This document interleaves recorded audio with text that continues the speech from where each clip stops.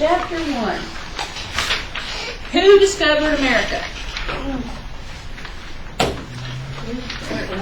Not Columbus. Not Columbus, right. That's exactly the answer I was looking for. If anybody tells you that Christopher Columbus discovered America, please pick them up and shake them violently and tell them, no, he did not. He never set foot on the continent of North America.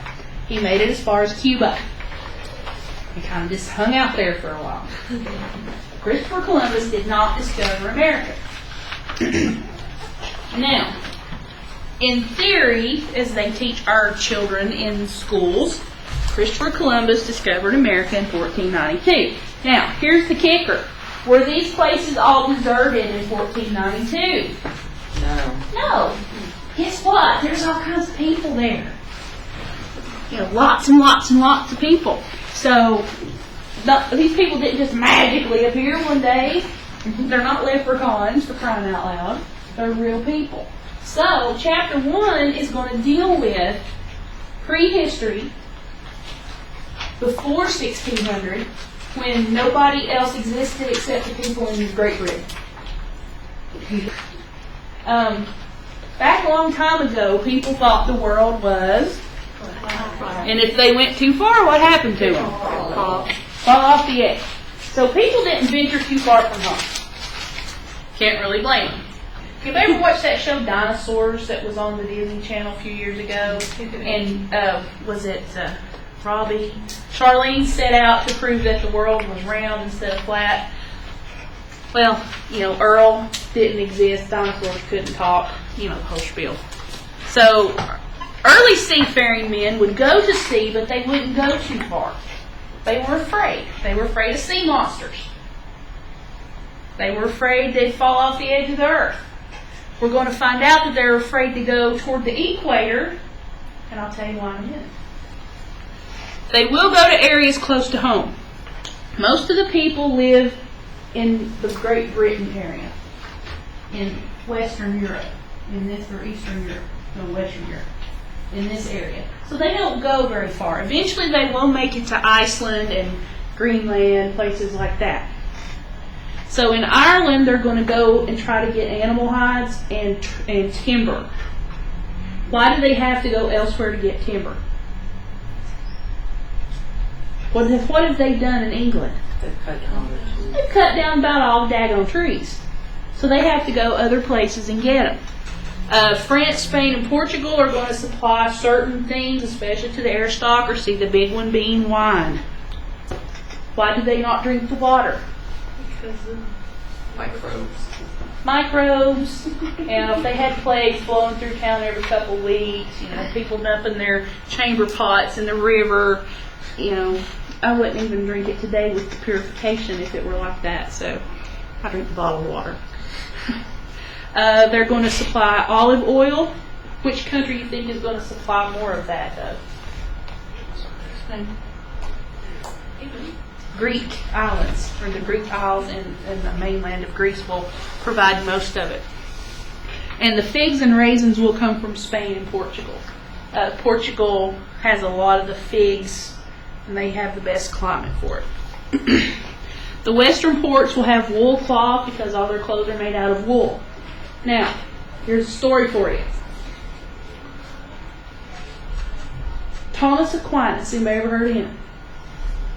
He was a priest, and Henry VIII didn't like him, so he ordered him murdered. Keep in mind, these people wore wool clothing. They didn't bathe. They took 3 baths their entire life. They were dirty. They lived in filth. So Henry has Thomas Aquinas murdered. Within an hour after he's dead, the ground around him becomes black. And it's moving. Anybody want to try to guess why? Is it moving towards him? Huh? Is it moving towards him? Off of him. Away from him. Bugs, lice, body lice, fleas, wool. Wool is a good home for these things. So for some reason they wear wool a lot. Yeah.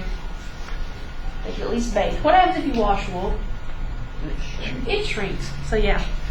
And their big thing that they love to eat is codfish.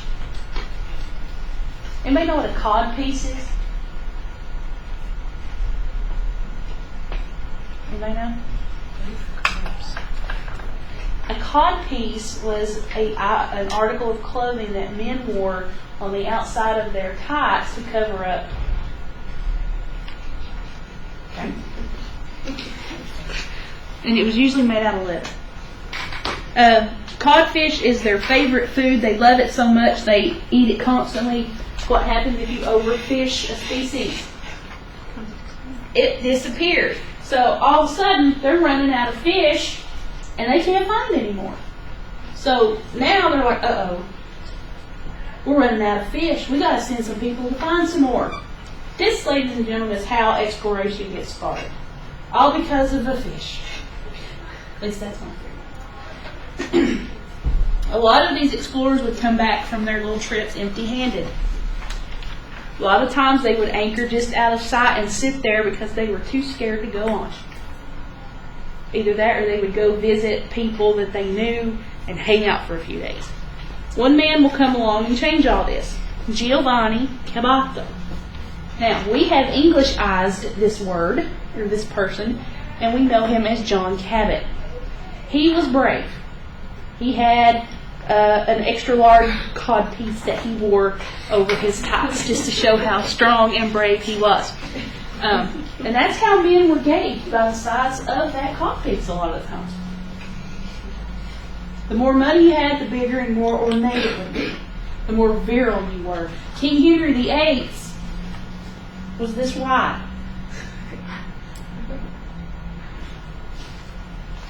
And he was a very sick man. I'll tell you about when we get to Henry. I'll tell you something about Henry. So in 1497, King Henry VII gives Cabot money and boats to go find a new and unknown land that just so happens to have their favorite food. So Cabot is like, woohoo, I'll go do this. So he goes. He's gone about a year and a half, roughly. He comes back and he's like, oh my gosh. I found the most beautiful place, and it's got fish everywhere. And there's lots of trees, and it's a newfound island. But the crazy thing is, there are already people living there. But I just found it. So, his newfound island becomes the talk of the town. And of course, Henry's happy because now he gets his favorite fish again. Because when Cabot comes back, he says they just jump right in the boat and fry themselves up. That's how many they are. So it's like, oh boy, we've hit the motor mode. And it all started because of a fish.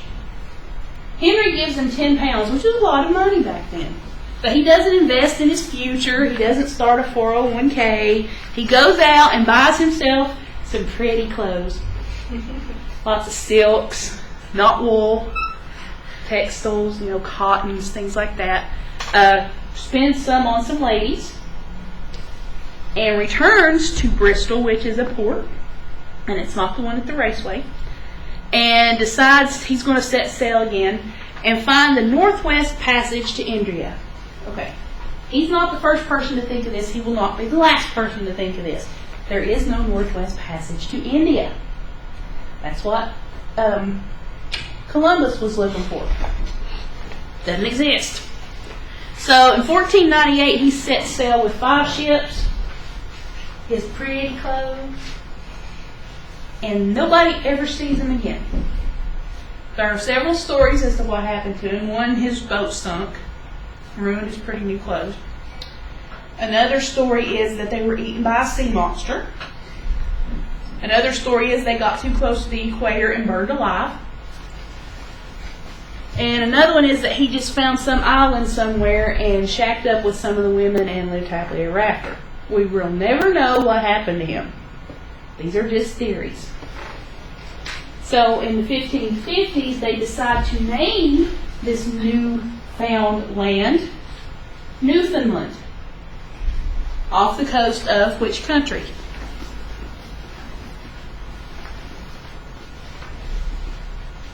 Newfoundland is right there. Or up here. Might be that one. Anyway, it's in this area. So it's off the coast of Canada. So they name it in honor of Cabot, and they name it Newfoundland. And that's one of my favorite words to say. It's right up there with chrysanthemum. Good word. Now, you have famous explorers like Columbus, like Cabot. Who are some other famous explorers that we know from history? Ponce de Leon, Magellan. You get the gist. Famous people. However, it's going to be the lesser known guys, the one who scrape everything together, leave everything behind to go in search of a better life that will, in a sense, cause European expansion to happen. It's not Cabot. It's not Columbus. Columbus sat in his little room all day looking at maps. He didn't get out there and swab the decks or tighten the what's some nautical things that you do? Swab the decks and jibe hoe and all that kind of stuff. He didn't do that. He sat on his butt and didn't do nothing. It's these guys, the fishermen, the guys that work on the boats. They're the ones that paved the way for European expansion. But because they don't have great names like Christopher Columbus or Giovanni Caboto or Ponce de Leon, people don't know about them. So in the 1450s, European expansion is it's frenzied. Everybody's wanting to expand. It's not gradual. It's frenzied. They're wanting it to happen just like that. But back in European society, in Britain, in France, in Portugal, in what will become Germany, Belgium, places like that, there's a lot of things happening. People are now learning that if they go to these new places, that they might have a chance to get something they can't get in those places anymore. And what would that be? What does everybody want? A piece of something to call their own. My real estate person. What do they want? Land. Land, right. They say, okay, we don't have to live in streets where people are dumping their chamber pots on our heads when we walk down to the market to get some rotten fruit. We can go to this new place and make our own life. So it's those people that will settle the new areas. One of the big changes is that little-known fishermen, sailors, people like that, will become very successful and become famous. They become rich. Well, rich, as it applies. They will start to have money. They're going to want to spend that money. They're going to want to buy land. And is the gentry going to sell them land? No, because the land is their power. You still have a feudal system sort of going on. One person owns the land and the serfs work for them. There's an episode of Family Guy where Peter is looking at Lois hands Peter the newspaper and said, Lois, don't let the serfs see that lest they rebel or something like that. It's making fun of history, but it applies. So they're saying, hey, we don't have to put up with this garbage anymore. We can go to this newfound land, maybe get some land, catch some fish, make some money, not breathe in feces and rat dander and, have a plague roll through every now and then and kill off all our kids and we have to make more. I mean, if we go to this new place, maybe we won't lose as many kids. So that's what they're looking at. You have technological improvements.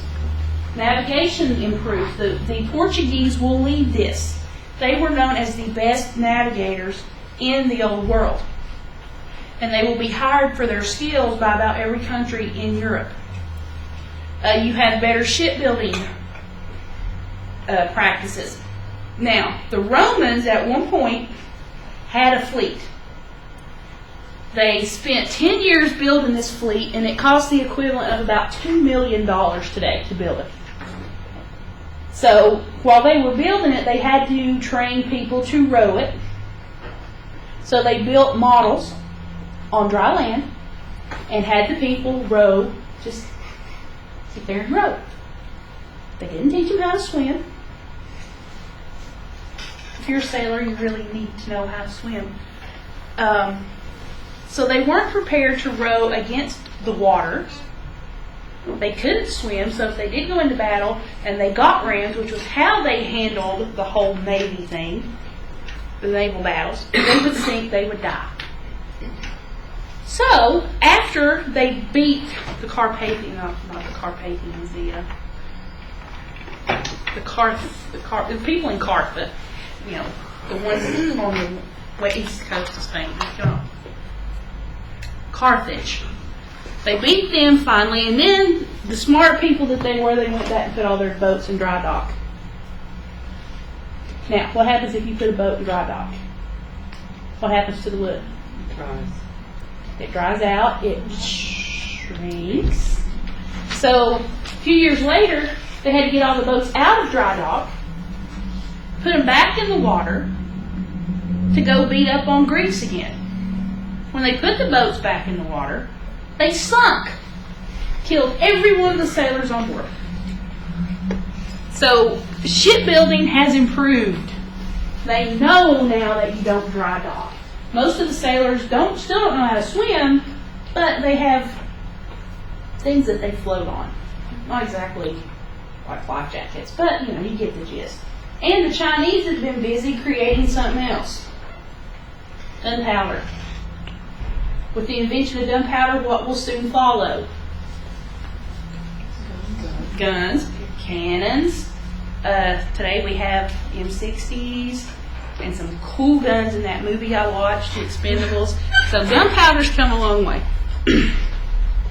There are going to be some economic changes as well. People can go farther now. They know that they're not going to fall off the face of the earth to this point. They don't know about over there. They know that right here they're safe. Maybe not over there. So you're going to have more and more trade networks developing. The biggest one being the Silk Road from China and India. The Portuguese will be known as the bravest explorers that there are. They're famous for their maps, for their star maps, constellations. They travel all the way down the west coast of Africa. This brings me to a pretty good point.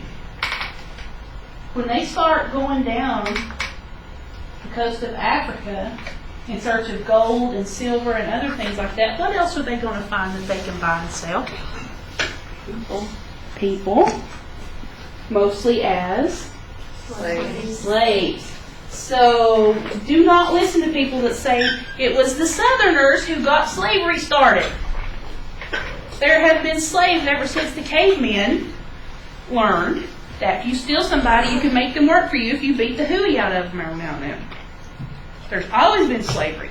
There will always be slavery, regardless of what people tell you. Now, the Portuguese were good, but they still had a little bit of that superstition going on, a little bit of that not-so-sureism. They were terrified that if they got too near the equator, that they'd be boiled alive. They would become Portuguese lobsters. Of course, they find out that this isn't true, and people all of a sudden are like, wow, we could go down there and do this. So, they prove, even though they're scared to death, they probably had the priests give them last rites and everything, just in case they became lobsters. But, they've proven that we will not be killed if we get close to the equator. You already have a trade route with Asia, known as the Silk Road, but the people in Western Europe are not happy with this because they have what's called a middleman. Now, You ever heard those commercials? We cut out the middleman. That's a bunch of flop. There's always going to be a middleman. Prince Henry is a very metropolitan kind of hip kind of guy, and he says, I'm going to send some expeditions down the west coast of Africa, and we're going to see what we can find, and we're going to find a direct route to the Orient. We want to cut out these Muslim middlemen who are gouging the prices of our precious silk that makes us look so pretty to all of our poor oppressed subjects. We got to cut out the middleman so we can save some more of our money so we can oppress these people some more. You know, you got to love it when people go out of their way to make sure people are oppressed, but they got to look pretty doing it. So they're wanting to cut out the middleman. So to do this, they need more support from the public. So the merchants, the ones like the rich merchants, are going to get involved in these expeditions by investing money.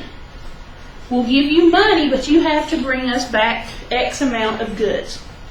Ivory, which now if you have anything ivory,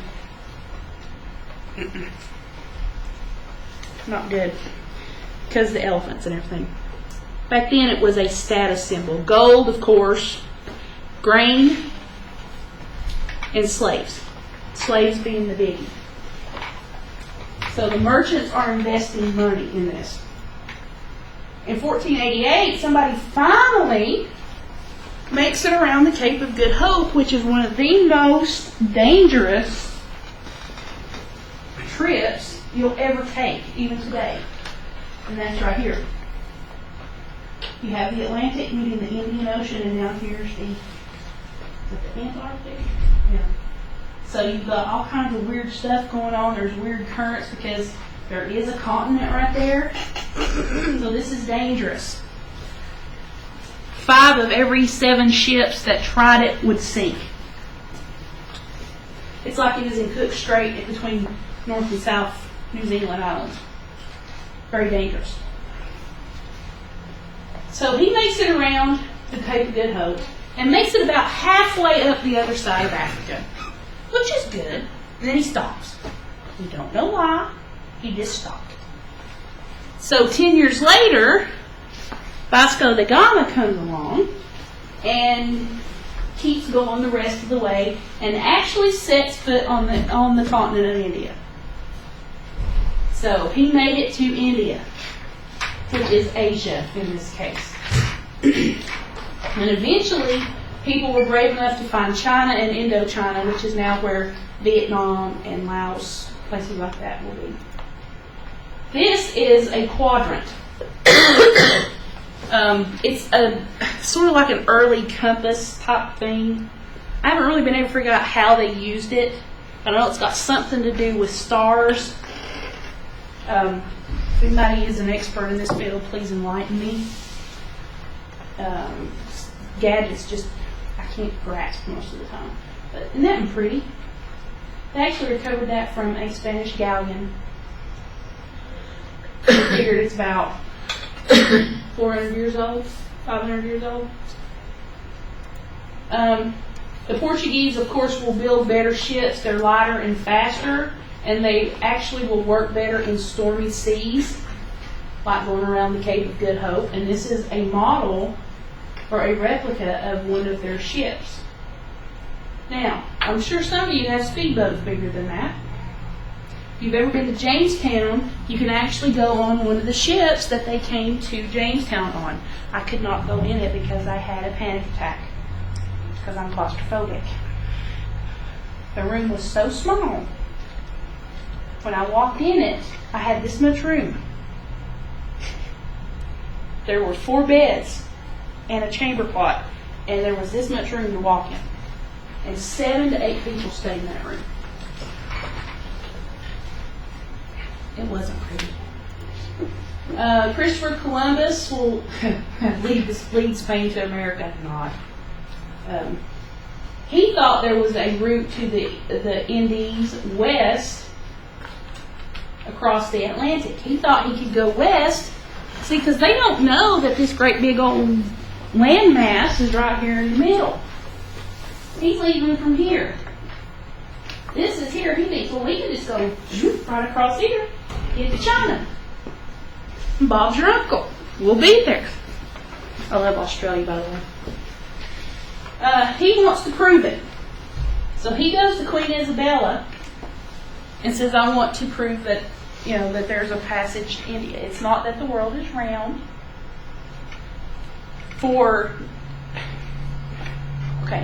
You need to go online and find a show.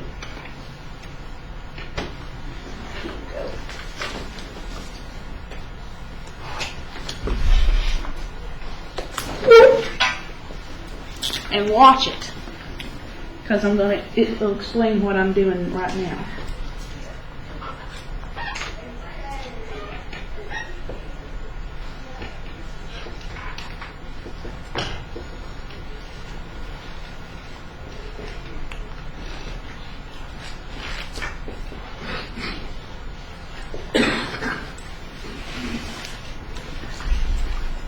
It's a very interesting little show, and he has a similar outlook to history to me.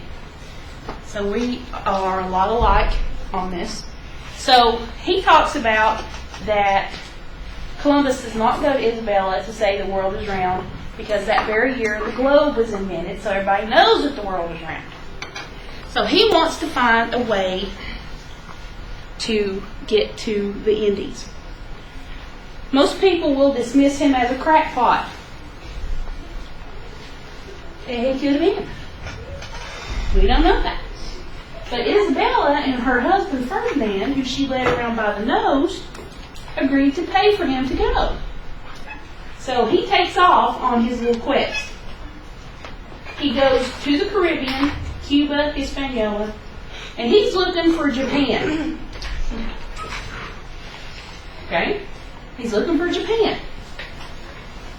Japan is on over, but Japan's not down there above South America. We all know that. We're pretty good with basic geography. He encounters Indians instead of Japanese people.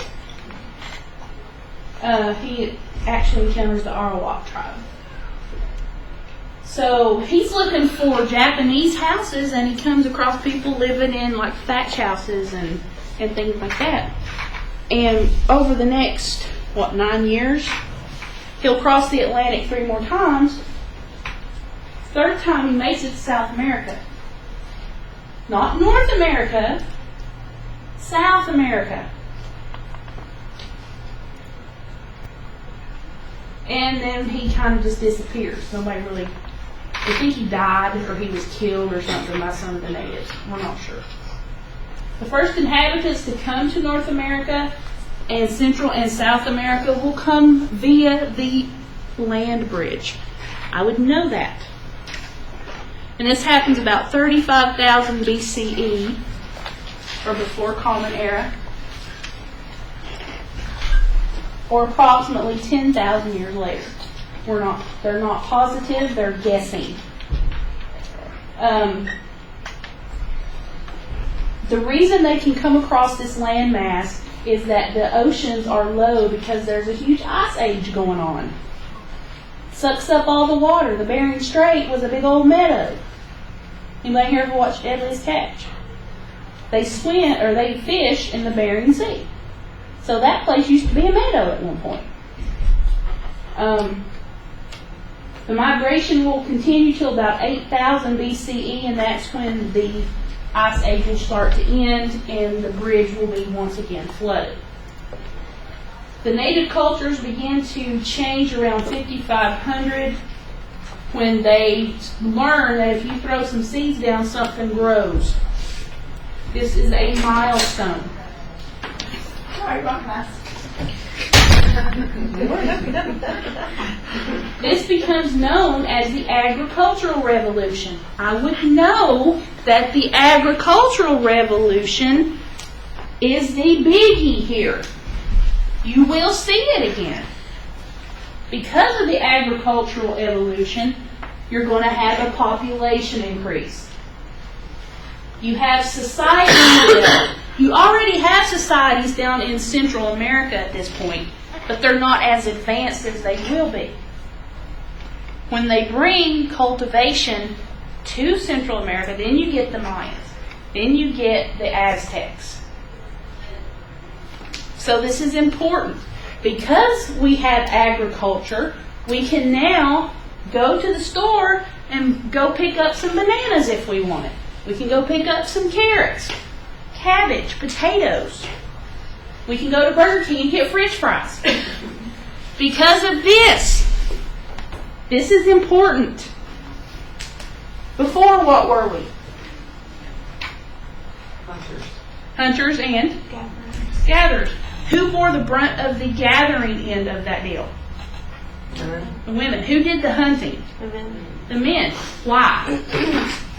Their bodies are built for it. Their bodies are, they're built for it, but what kind of animals would they be hunting? Think about the time. Animals that were probably as big as this room. So the men were hunters, the women were gatherers. If the men couldn't make a kill, they still had food. When you get agricultural boom, or the birth of agriculture, the women tend the gardens. The men supplement the diet with meat. The big thing they're going to grow is corn, beans, squash, things like that. These can be stored. They can be put up. They will also learn that when wheat gets bad, or when barley and corn get bad, and you eat it anyway, you feel kind of funny. This is how they do a lot of their vision quests. And in Salem, they are suspecting now that those girls that were telling everybody that people was witches were having acid trips because of some kind of mold that grew on the bread. So, it's amazing what we can learn. Because you have a steady food supply, you have society developing. When society starts to develop, you have social changes. You get a ruling class. You have political changes. You have people that are telling the ruling class what to do. Parliament. And you have economic changes. You can sell your surplus goods to other people. It's a barter system, but still. You can barter your squash for somebody else's corn. So do you see the changes that are going to take place once people realize if you just throw an apple seed, or not apple seed, but like apple seed down, eventually it grows into a tree that will make more apples. Pretty neat, huh?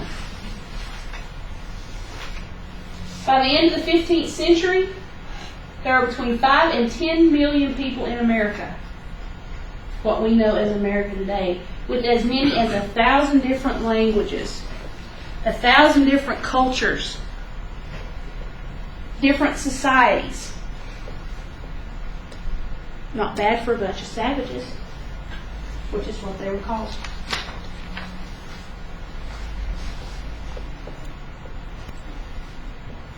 When you have cities, you have societies, you're going to want to make war on other people. But people realize that when you have war, people die. How's that going to affect your labor field? You're not going to have the big strong men to carry the big blocks to make the big pyramids so you can sacrifice the heart of somebody. So you realize you have to work together. They create economic systems that are cooperative. You have larger and larger families, you're going to have stronger family ties. From this, you're going to have religious beliefs begin. In the Native American belief system, you had a totem or a spirit animal. Mine happens to be a wolf, which is kind of interesting because in my paranormal group, I'm the alpha female, so it makes sense. So you're descended from an animal spirit that the Great Spirit placed over you. The men hunted, the women gathered food, raised crops, took care of the children. basically held the family together. And they had a believe it or not, and this is true, they had birth control. They had the equivalent of condoms. You want to know how they did it? They would catch a rabbit, use all the parts. They would take its bladder, cut one end off of it. They realized that if during the act of copulation, if they had this on and didn't want to have children, bada bing. No kids. They had contraception. This is where condoms come from. They would rinse them, preserve them, and use them over and over again. They were clean. And this is how they prevented baby after baby after baby. Sort of like people on Maury need to learn something about this in my class. Because they just keep having baby after baby after baby. Watch the show sometimes, it's all about DNA. But they had birth control. The ancient Egyptians had birth control. They had the equivalent of condoms. They would also take crocodile dung, mix it with straw, and like a diaphragm. And guess what? It worked. Of course, they would heat it up and purify it first. So when I tell you, and you will hear me say this on the lectures, there are no new concepts in history, do you see where I get this from? Interesting, huh? I got all kinds of stories. Here's an interesting fact that the women in most of these tribes owned everything. It's a matriarchal society. The descendant, you tracked matrilineally. You traced your genealogy through your mother. I mean, they owned everything. There was a council of elders that governed the people. And each clan had a representative. The Cherokee are a great example. You have southwestern tribes starting to pop up. Who's ever seen those pictures of those adobes under that big old cliff? The Anasazi or something like that? They're one of the first tribes to settle that area. You have complex societies with complex laws, complex social systems, complex ruling classes existing in a place where they think, number one, there's no people there. Number two, if they are, they're just a bunch of savages. When in reality, these people were more civilized than the people in Europe. But they don't tell you that in high school, do they? No, they don't. You have areas in Central and South America that are flourishing as well. And they're even more advanced, bigger. The Roman Empire is declining in 1066. The Mayan empires are just rising. We can still see what's left of their empires. I know people have seen pictures of those step pyramids and things down there. Yeah, they cut out people's heart and offered them to a serpent god, but yeah, what are you going to do? You've got to have a belief system. They're going to build huge cities that would rival or supersede anything we have today. Huge, massive cities. Palaces, bridges, aqueducts that still work, that are still in use. Bathhouses. People in Europe aren't bathing, but the Mayan are all squeaky clean. And they don't smell bad, and they don't have lice. They have temples. They have astrological observatories. They're learning. Back in Europe, they're worried about their little feudal systems. So the Mayans are learning. They invent a written language. They tweak mathematics. they discover the zero. It is argued that that someone in India discovers the zero. No, they don't. It's the Mayans. They discover zero. I know that doesn't sound profound, but if we didn't have zero, how would we write $10? You know? They have a calendar that was more accurate than any calendar up until about the turn of the 20th century. Everybody's heard of the Mayan calendar. The world's supposed to end in 2012. No, that's not. It just stops there. The world will change. Doesn't mean it will end. It will change. I think they just got lazy and stopped. That's me. They're going to be cut down by the Aztecs, who will come in and take everything they worked for and then build upon their achievements. So these people are not stupid. They're not savages. So you got to ask yourself, who really are the savages?